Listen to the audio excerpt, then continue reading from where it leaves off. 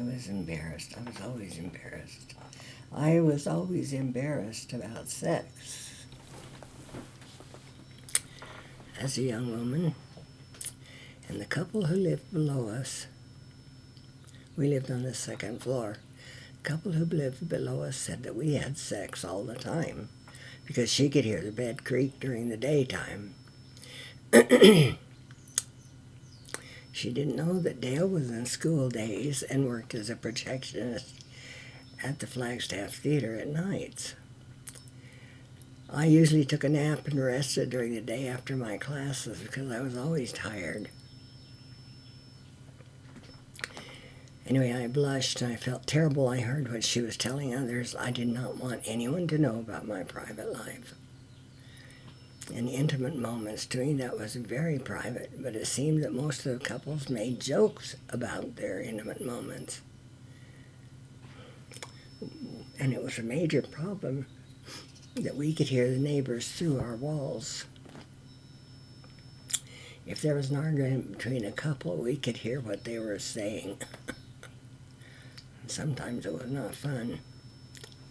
And mice were rampant in those old buildings. You cannot leave any food out, as they would ruin it with droppings.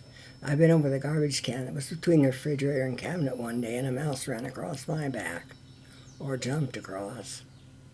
I'm not sure which. I was just, ooh. Yipes. Fortunately, I was not as frightened of him as Mother was. I tried to spray for cockroaches once.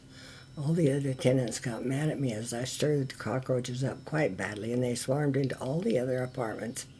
Unless everyone sprayed at the same time, it was no good. I learned the hard way. We had $20 in our budget to spend on food each week. I bought the same things each week because that was as far as the $20 would go, such as one round steak. I could get 3 to 4 meals out of one with mashed potatoes and gravy. One fryer would yield 2 dinners with potatoes of some kind and gravy. A small roast or pork roast for 2 dinners, usually carrots, onion, and potatoes cooked with the roast. Then salad, peas, corn, or green beans as the vegetable. Bacon and eggs for breakfast, or French toast, or pancakes. Or sometimes cream of wheat and oatmeal for variety. Tuna for lunch, meat for lunches, no extras. Sometimes I made cookies or a cake. Meat was very expensive then.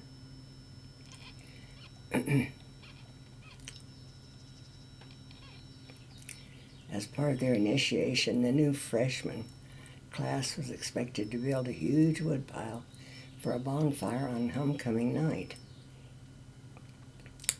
This pile of gathered wood was built as big as possible to best the previous year's feat.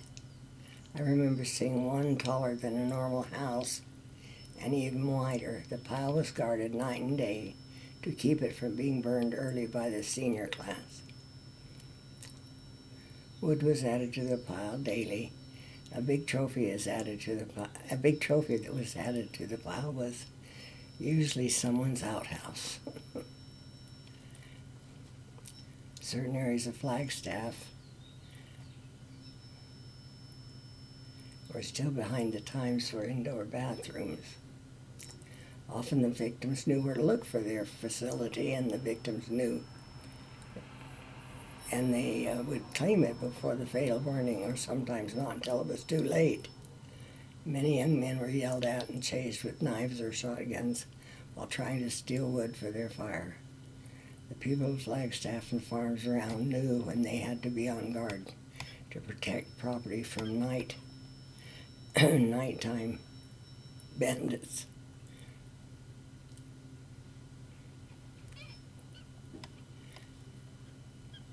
I think that's the end of that one. I will make sure that that's sufficient on that. I will stop my recording here.